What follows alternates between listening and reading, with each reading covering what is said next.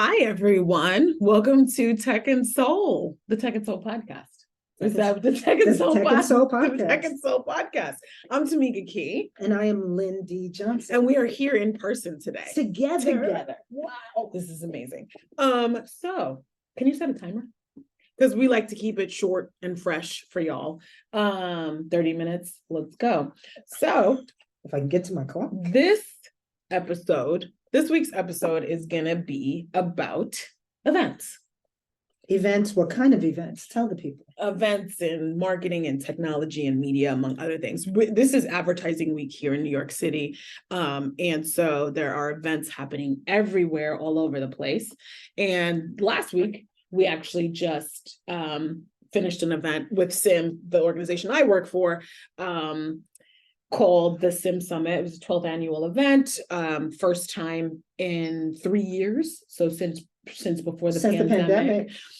We did it big. We did 2 days of content, main stage sessions, breakouts, and I got surveys back. And, so I feel like it was, we did I feel like we got good feedback. Lynn, you actually were a moderator at our event. Yes, I'm sorry. I'm still setting this. It's okay. She set the timer. She was moderator at our event. And, the reason I think this is relevant for us to talk about is events are a big part of media and the advertising industry in general. They are a big revenue stream, I think, for publishers in particular, and media companies as well. And also I think there's something about events that attracts specific types of people. So what's going on? No, I'm thinking about various things here. So what I'm thinking about is what I do. You have an event coming at up. My job. I have an event coming up, but also, and I have a roundtable tomorrow. That's crazy. Anyway, but when I talk to publishers and they talk about diversifying revenue, and especially now as they are trying to maximize the value of their first party data, that more of them are leaning into events, or they are buying event companies. Like one of your favorite pubs, PMC, like they bought South by Southwest. Oh, Penske. Or they have a stake in. They have a stake in South by Southwest. I think it is PMC. I think it's PMC. I think right? It is PMC. So them, Blavity. Oh yeah, they're doing Afrotech. Their Afrotech is really big. Which actually, I feel like Afrotech is probably more of a brand. Afrotech has a stronger brand than Blavity does. Yes. Right? More people know about Afrotech. I think Afrotech is probably more influential than Blavity, had hoped to be. It's still under the same company, right? But Afrotech is a whole thing. Yeah. And I even think about, a company I used to work for, Fast Company. How you knew which one I was going to say, because they have all these great events like Innovation Fest and creators and different things like that. And these it's not just incremental revenue, like you pointed out about Blavity. It can become its own brand, right? And it can carry the media company itself. I worked for a company called AdTech many years ago, and a company called DMG Events. And AdTech was one of the brands.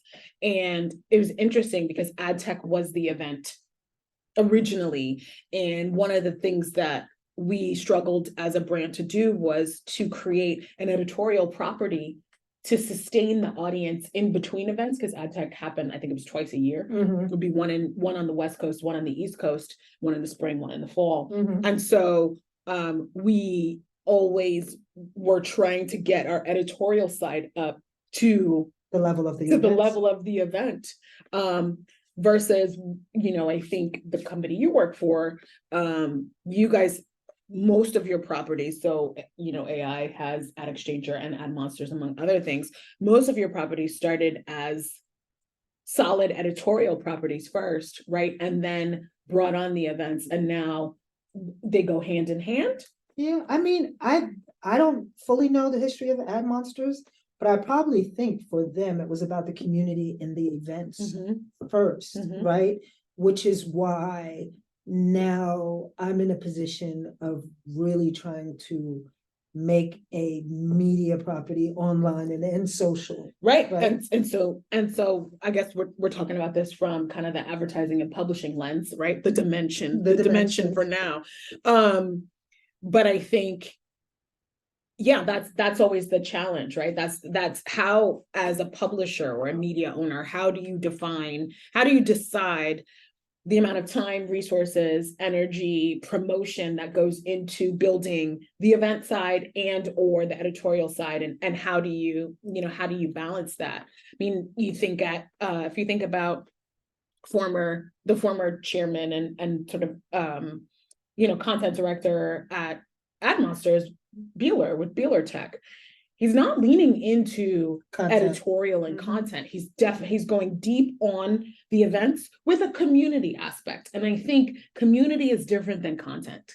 Oh, for sure. I also think, right, it's community, and what he's bringing out of the community, or I wouldn't say editorial products at all. They're more like best practices, right? Which, that's totally a different approach. Yeah. Whereas I've always come from places where we try to marry community and content, which is so hard. Extremely hard. Unless you're really using the data. Like, we have an upcoming event, like you mentioned at AdMonsters.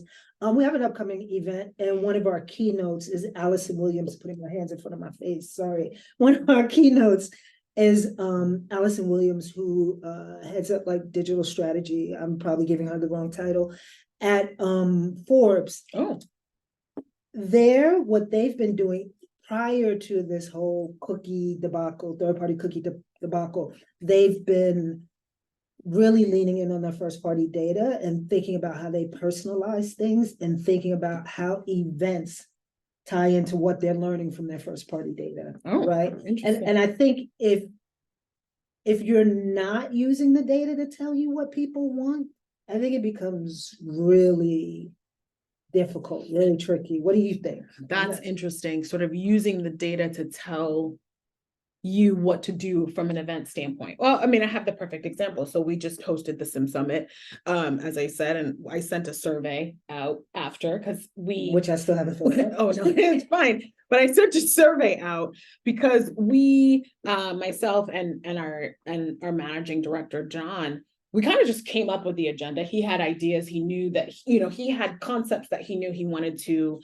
have sessions around. We had a number of projects internally, that Sim was doing that we knew people wanted to see. We wanted to expose them to that research. So we had an idea of topics, and then we kind of had an idea of, it should be 2 days. We actually wanted to base it on the Audience Time Science event, which is our parent organization's sort of large flagship event. And so we just threw it together and what is kind of spitball. We spitballed, and and using best practices that I've learned over the years in terms of pacing and time, and making sure that people had enough time to get between things, and also giving people ample time for networking. What I wanted to do with our survey, though, was understand how we can make the event better. And so there were specific questions that I asked. Like I asked, how did they feel about the networking time? We hit the nail on the head with that one, thankfully. Everybody was like, oh, yeah, it was great. One thing that came up, though, that I was cognizant of was we didn't have time for feedback and networking in the sessions. And somebody actually called that out in the comments. They were like, networking doesn't have to happen between sessions. It can actually happen in workshop style or roundtable format. And so that's something that I was like, I need to work on that. Is a thing we do. We pride ourselves on the workshops and roundtables. And it's like figuring out that right balance, though, right? Like how do you create the space for your attendees to interact and have dialogue, but then also still feel like they can lean back and be taught or educated, Well, I have a question for you. Sure. Trina. How do you think the notion of events, or what an event is, has changed since the pandemic? Like, I know during the pandemic at AdMonsters, we did a lot of virtual events, right? Which were very well attended because people were home, they were hungry for interaction and community. But now, do you think, I mean, and you're going to Ad Week this week, do you think that people will still be coming out in droves? Or do That's you a good think, question. do you think it's kind of falling back? Wow, that is a good Do you think question. people are still afraid of being in big crowds? Like, what are some things that you think have changed? Wow, since the that's an pandemic? interesting question. There's so many layers. I guess what I would say is I think it's definitely events, choosing whether or not to go to an event is a personal choice. Right. And I think that choice has gotten a lot more personal. I think there's an expectation now that an in-person event will have a virtual component. Like that's something that some of the feedback that we got was like, how is this not virtual? How come we couldn't attend online? And so I think there's an expectation that you have both. Mhm. And even if only 3 people attend virtually, Right. they still want What the option? that option. So that's 1. 2, I think people make game time decisions. There was one of my colleagues has just recovered from cancer. And so she said, guys, I regretfully am not going to be able to come to your event. I'm limiting my exposure to lots of crowds of people right now. Mhm. Right. And so I think people are more cognizant of being in a swell of people and being in events. So I think that's a thing. I will give you a separate sort of anecdote though. Post-pandemic, personally, so now I take off my entrepreneur hat and put on my, I don't know, Black woman hat, maybe. I took my sister, I think this was 2020, last year was 22, so this was 21. 2021, I took my sister to a music festival in Vegas for her birthday. And it was the first big thing that I'd been to since the pandemic. And I was super conscious of how many people were around me. I was super conscious of the lines and obviously the event producer in me was like, why is this not organized? But like, it was probably one of the first times that I was cognizant of, wow, I'm in a crowd of people. Wow, people are coughing. Wow. And I mean, this was also post pandemic and then also post Travis Scott and his concert, when people got crushed to death and all. I say that flippantly. I'm not saying that flippantly, but people got crushed to death and all of that. And I was much more cognizant of me in this crowd and mass of people. And I think that has changed. And again, that's just personal, but I think that's changed in terms of people saying, what is the experience going to be like for me to be in this space? Because it's not just corporate events. Go ahead. Right. No, you just hit the nail on the head because that was my next question. Or not question, or insight. I think that since the pandemic, people are really wanting to understand the value exchange. Like, what are you giving me in exchange for my time? Why should I really come from this? What am I going to get real solid takeaways? I mean, how is this event differentiating itself? I think in the past, people just used to go, oh, companies don't pay for this because now too budgets are tight. Yeah, that's right? different. Budgets are tight. And even for people personally, like, you don't know how many people I know with the Beyonce concert was like, I can't go in New York. I'm going to go to somewhere else, to Philly. Or I'm going to go to Baltimore, right? Wherever it costs cheaper, right? So price has become a big deal for people. So when people are looking at cost, they're doing real hard cost analysis and saying, what am I getting in exchange for my money and my time? I think we're talking about a couple of different types of events though, right? Like you said, Beyonce concert, that's for some people, that's a once in a lifetime experience, right? They're going to go, they're going to get dressed up, they're going to go and be sort of enveloped by this experience with everybody with you and you're there, right? Versus, the Sim Summit. I mean, it's cool, but it's not an enveloped experience. What I would say is people felt surrounded by other researchers, surrounded, and inspired by their peers and their topics. But, shifting gears a little bit because I feel like we've talked about our lenses, our dimensions, because we've talked about it from the advertising publishing lens. From from a creator lens or a creator or a Black woman, whichever comes to mind, what's an event, that was the last event that inspired you? Or is there an event that made you, actually, what made you get into doing events? Being part of events Mhm. got me into events. I mean, I was just on Minority Report podcast recently, and it made me think back to when did I start publicly speaking? I started publicly speaking, I'm not going to name the year. I will, 23 years ago, probably something like that, right? 22, 23 years ago, when I was at blackplanet.com, because Omar, BP.com, Omar Wasow, who was he was one of the co-founders of Black Planet. Mhm. He had so many events on his calendar that he was like, Lynn, you're gonna take these, right? And so I got to go to Travis Smiley. What was his name? Tavis Smiley. I can't even remember the man's name. Tavis Smiley. I got to go to be on a Tavis Smiley panel. Oh, I got to go wow. be on, these different panels in different places. Mhm. I think, I had done little speaking before that at Mhm. colleges and Mhm. stuff, but like this was like prime time. Mhm. So it was that, but then after those events, and being part of different events, I had the opportunity to be on advisory boards of events. Like there was Blog Her. You remember that? Oh my God, yeah. I was on this advisory board of South by Southwest Mhm. at one point because, me and a couple of friends were one of the first all Black panels at South by Southwest, blogging while Black. Oh my God. Yeah, we did blogging while Wow. Black, right? And I don't even want to say how long ago that one was.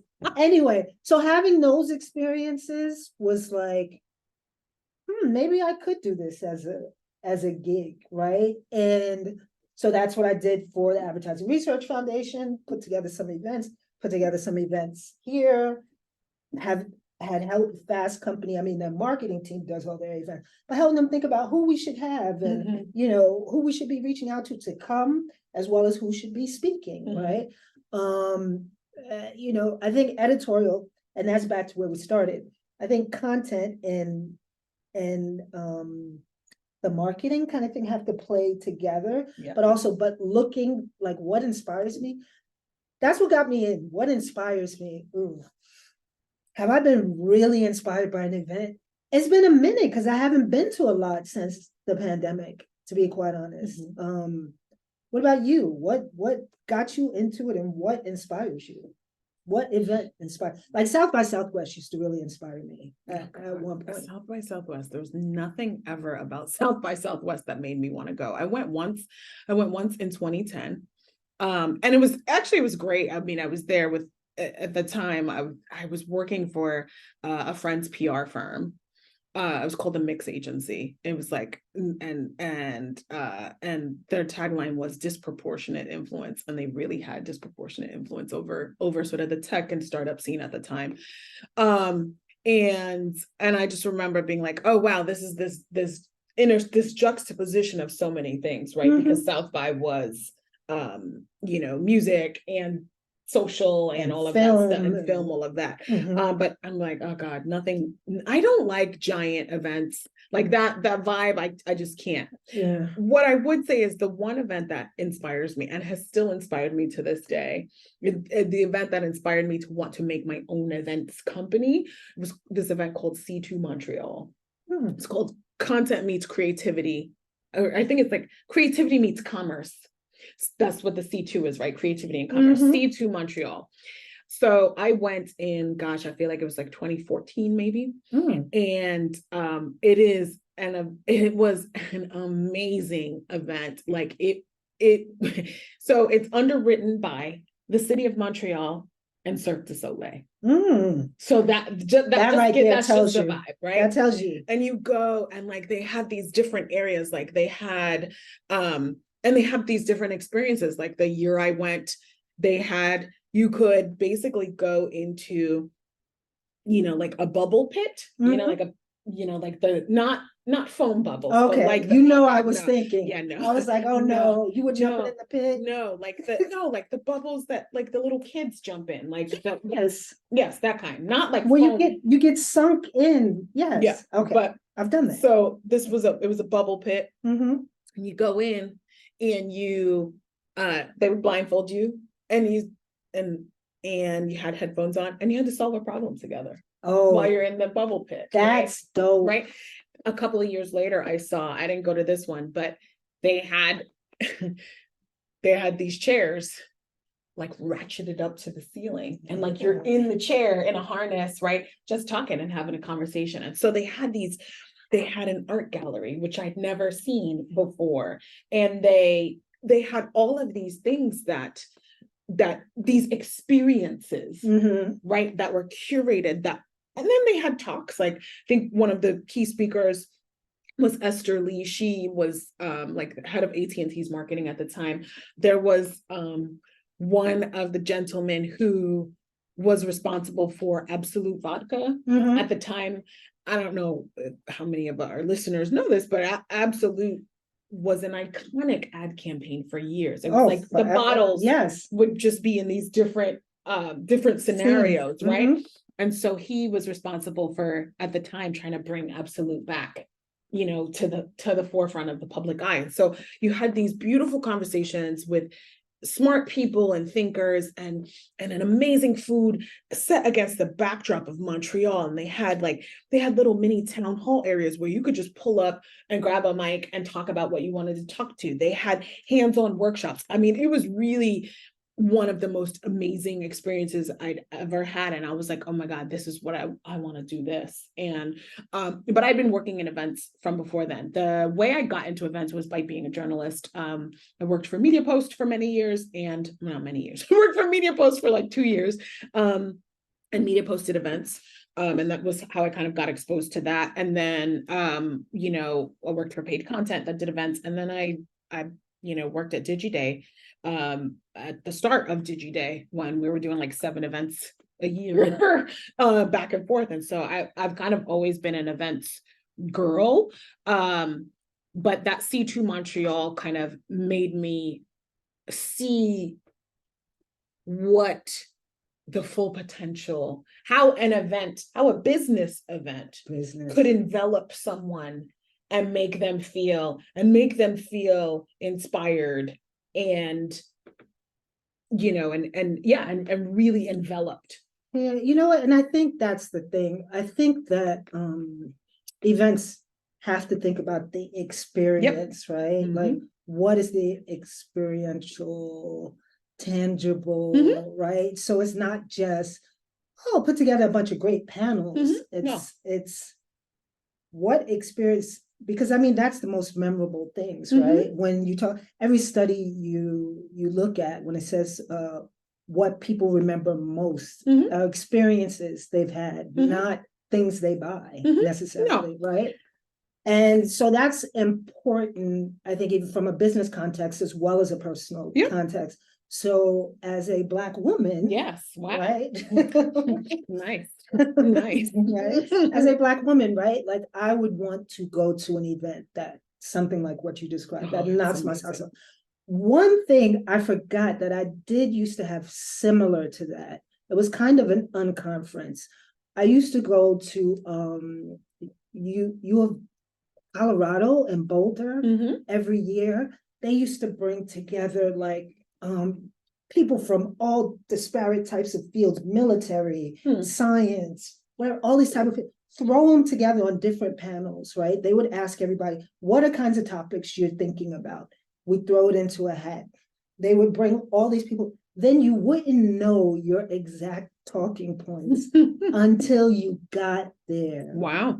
Right? So almost like no, not like the Moth, but because if you go to the Moth Story Slam, like they're like, well, they tell you what the theme of the story is. We knew the theme, but we didn't know the talking points. Wow. Until we got there. So sometimes they would put a bunch of poets together. Wow. On a session, and we would spit poetry, right? And spit hot fire? spit hot fire, hot shit, hot girl shit. Anyway, but I can't believe I just said that on the pod. You Tech and soul. Tech and soul, Tech and it is. soul. But you know what? I mean, what is our last lens? I think So wait, we're we going in so many directions with we've this. done the lenses. We did advertising and publishing, which is kind of the core one. I think we talked about entrepreneurship a little bit A little too. bit. I mean, Well, would we like to have an event? actually, we would like to have an event now that you say it. We're actually thinking of doing an event. Mhm. A lot of people go live with their podcast. Yeah, right? and that's kind of the vibe I think that we're thinking of doing. We're thinking of doing a live podcast, probably I'm thinking 4 to 6, 4 p.m. to 6 p.m., something a little after work. So there could With be networking cocktails, and networking and cocktails. I also think we should have a guest. We haven't had a guest We yet. haven't had a guest yet, but I mean, this is episode 4. Well, of course, we'll bring on a guest, but yeah, we'll have it wouldn't just be us. We'd have like a guest speaker. I think part of it is, we're both on different coasts, so we got to figure out. It probably should happen in New York first. Although if you come out to the West Coast, we could do one there. But yeah, we're thinking of doing an event. I haven't been to the Bay in a long time. Live version of Tech and Soul.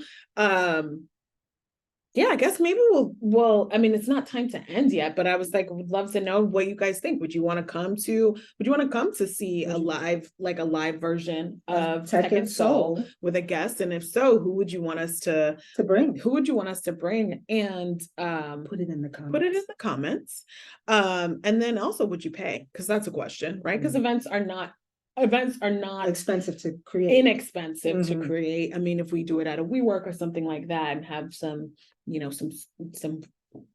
Poland spring water, it shouldn't be that expensive, but I'm thinking about joining a Soho house, so we could always that's a whole do other that. level. That would, we want to take it there. Soho house, Noya house. Levels. I think maybe the last thing I would think of is an event as as a Black woman. C2 Montreal inspired me. And I never felt out of place because there were so many people. There were people of color, there were young people, there were older people, there were, right? And so I think that, at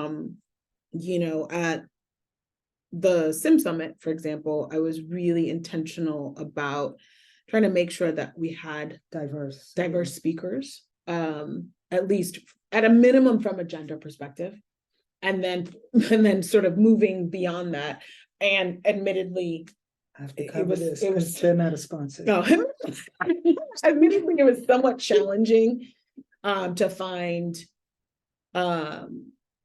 Admittedly, it was somewhat challenging to find speakers of color. Yeah, because in the research industry and sort of the researchers just tend to not be Black. So that was interesting. I do, I think when I was much younger, I was not cognizant of it as much, or I was just like, whatever, I just go in throwing elbows and it's fine. Yeah. Now I'm a little bit more like, why is nobody here? But you like me, we've been at events where we were the only one, or the only two. Of course. Right? Of course. And it's just like, what's happening? But I would also flip it though, because I think there's a sense of being other in general. The example that I give of when I took my little sister to that, it's called Day in Vegas. Okay. I am a woman of a certain age. I'm actually almost 20 years older than my sister.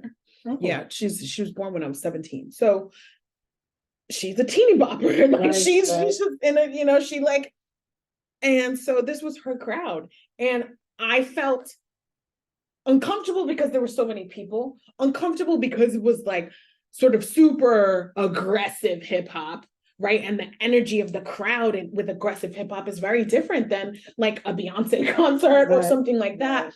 And I had this moment of, okay, no, there's Black people and but I'm like, I'm an old, you know what I mean? And not an old, but I was like, what you're saying. I didn't feel comfortable. And I think that's a thing about that's what it comes down to with an event too, is how do you make your cater different audiences, attendees and audiences feel comfortable? That's what it comes down to at the end of the day. That's interesting. I mean, that's interesting. I mean, I think an event from an entertainment aspect, that I felt most comfortable at, and I feel services different generations, was Afropunk. Like, Oh my God, when I I- want to go to Afropunk so bad, Like what? so bad. One year I went, they had like Fishbone, right? Oh, wow. And they had, right, they brought back Ice Cube, right? Yes. As well as Yes. having the Scissors or Yes. whomever, right? Yeah. So you could go, and what's his name? Kamasi Washington, right? Yep. Is on one stage Yeah. over here, where you have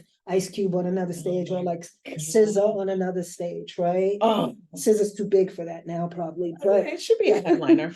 but you know, that's what I mean about serving your different audiences. Mhm. And I think from a business perspective, Mhm. we have to think like that too. Mhm. And what we do in our businesses, because we want to bring in the fresh new people. Mhm. Like the old people are gonna be going out soon, right? So yeah, we're still, I don't mean like dead. I'm talking about, no, I'm talking about like, Yeah, no, you I know know what I mean? Yeah. Right? Like they're gonna be sending their teams, Yeah. right? So how do we service those people? We're so used to talking to the people who are at the top. How do we talk to the people who are just starting out in their careers, or just, you know what I mean? Mhm. So that's what I mean. So it's similar to me to like when I think about like how Afropunk serviced all the generations. How do you serve it? And that goes back to the data, right? Yeah, Like knowing who's understanding- coming, Yes. knowing what they might be interested in, almost like a pre-survey, but then it's hard. I feel like we could talk about this forever. Forever. Because it's what we 'Cause do. it's what we do. Thank you guys for paying attention and tuning in. Yeah. Leave your questions, comments in the comments box below, and we will see you guys for our next episode. And subscribe. And subscribe. Thanks. Bye.